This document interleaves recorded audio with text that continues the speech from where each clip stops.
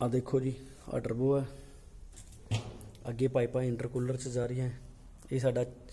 ये साडी मशीन ते 412 टैक 4 euro 4 engine है जी। ये EGR आ EGR पाइप है, आ वाली जी और नीचे EGR लग्या।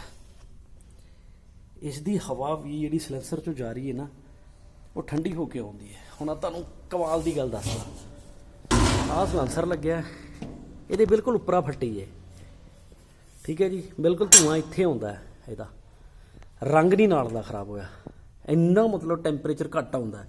EGR की यह टैक्नोलॉजी हुंदी है, एग्जिट गैस रीसाइकलर।